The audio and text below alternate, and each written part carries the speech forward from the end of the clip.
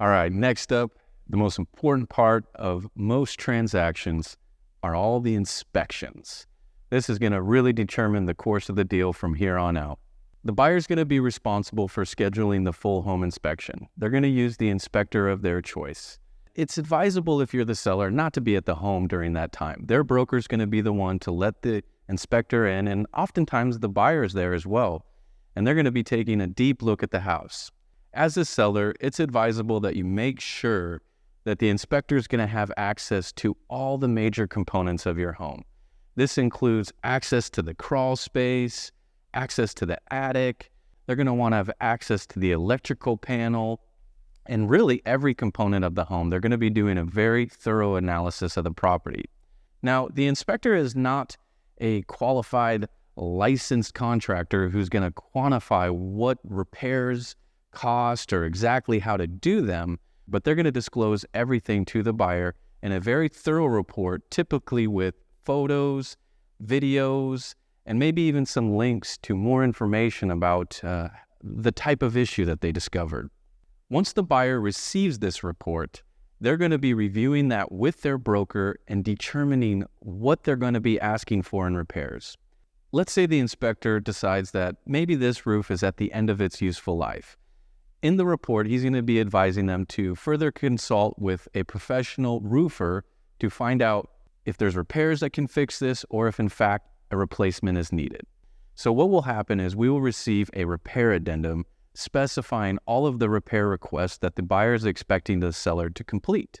Specified to be completed within a time frame, it's also going to be required that they are done in a professional and workmanlike manner by licensed and bonded contractors.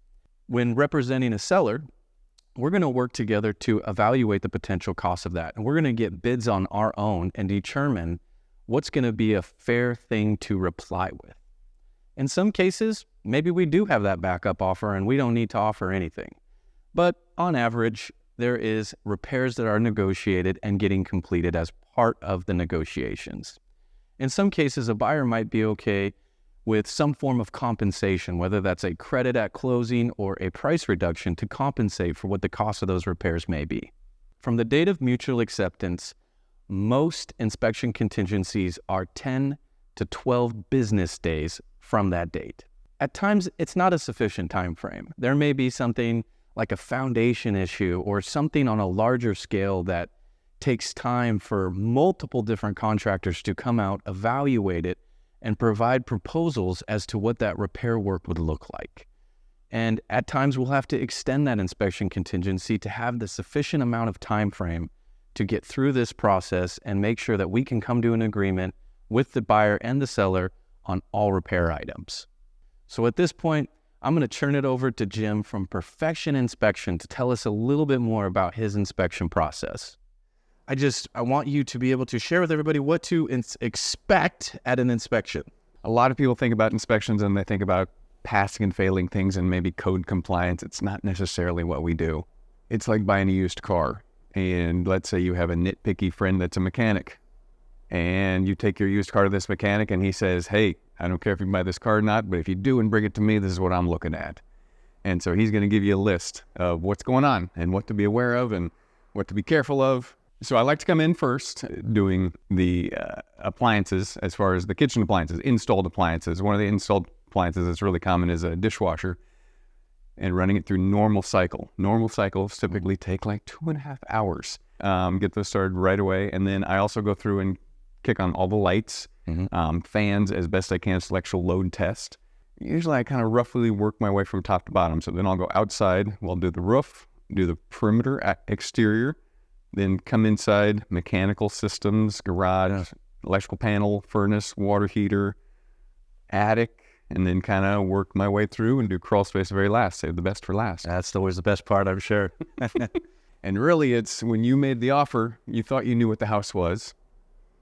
But now that really somebody has really looked at it thoroughly, now you really know what's going on. You know, is there water in the crawl space? Is there, structural issue over here? Is there some deferred maintenance over on the siding over there? Like, good home inspectors, we just know where to look. Even like builders and stuff, they're good at building houses, but they don't necessarily inspect every day. And that discipline of the inspection and really taking it apart and really looking for those issues, that is a different field of expertise.